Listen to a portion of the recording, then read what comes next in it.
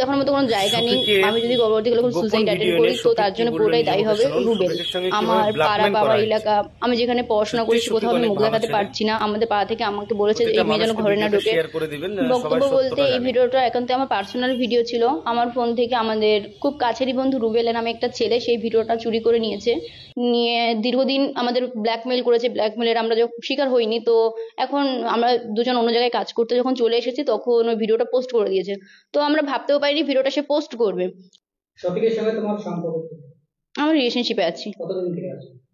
Something 1.5 বছর। ভিডিওটা কতদিন আগে? 1.5 বছর আগেকার।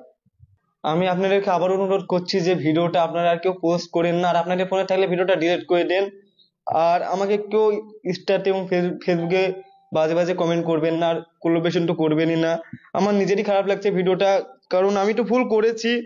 আর আপনারাও আমার এই ভিডিওটা বেশি বেশি করে শেয়ার করে ভুল করছেন। হয়তো আবার আপনারা এই ভিডিওটা নিয়ে রোজ করবে, যে বলবে তুই ভিডিও পোস্ট করেছি, তো আমরা তো বলবোই, আমরা তো ভিডিও পোস্ট করবে। আপনারা অনেকেই বলছেন। তো সত্যি বলতে গেলে আমি আগে থেকেই ভাইরাল ছিলাম, আর সত্যি বলতে গেলে আমার মান সম্মান নষ্ট করে আমি কখনো চাইবো না যে আরো ভাইরাল হতে। তাতে আমার কোনো, কি বলবো, কোনো মান সম্মানই তো থাকলো না যদি আমি এরকম কাজ করি। কারণ নিজের ইচ্ছে মান সম্মান নষ্ট করবো, এটা কখনোই করবো না। যেহেতু ভিডিওটা করেছি, আমি ভুল করেছি, আমার লাইফে যদি বড় ভুল হয়ে থাকে সব থেকে, তাহলে এটাই আমার লাইফে সব থেকে বড় ভুল। আর আপনারা এরকম ভুল আমার কখনো দেখতে পাবেন না। তাই আপনাদেরকে অনুরোধ করছি আপনারা বাজে কমেন্ট কেউ করবেন না। তো বলতে গেলে আমি আমার একটা আইডিটা আমি ভিডিওটা করে ছেড়েছি, আর জানিয়েছি যে ভিডিওটা কিভাবে পোস্ট হয়েছে। তো আমি আরেকবার বলছি যে আমরা দুজন শুট করছিলাম এবং রুবেল ভাই ছিল। তো তাকে আমরা অনেক বিশ্বাস করতাম, ভাই মনে করতাম। তো আমার ফোনে ভিডিওটা ছিল না, আমার গার্লফ্রেন্ডের ফোনে ভিডিওটা ছিল। তো সে ফোনটা রুবেলকে দিয়েছিল এবং আমার ফোনটা রুবেলকে দিয়েছিলাম। আর রুবেল আমাদের ফোনে পাসওয়ার্ড জানতো। তো সে ভিডিওটা নিয়ে নেয়, নিয়ে নেওয়ার পরে আমাদেরকে কন্টিনিউ ব্ল্যাকমেল করে। ব্ল্যাকমেল করার পরে একসময় এতটা রাগ হয়ে গেছিল, ভেবেছিলাম বাড়ি আসার পর আর ফোনই তুলবো না। আর আমি সত্যি বলতে গেলে বাড়ি আসার পর আর ফোন তুলিনি এবং ওর নাম্বারটা ব্লক করে দিয়েছিলাম। কিন্তু ভাবতে পারিনি যে এই ভিডিওটা পোস্ট করে দেবে। যখন পোস্ট করে দেয় তখন অনেক ফোন করেছি, অনেকজনকে ফোন করেছি, তখন আমার ফোন কেউ তোলেই নিকো। তো এটুকুনি। ভিডিওটা কতদিন আগেকার ভিডিও? ভিডিওটা এক এক বছর 1.5 বছর হবে। 1.5 বছর হয়ে গেল?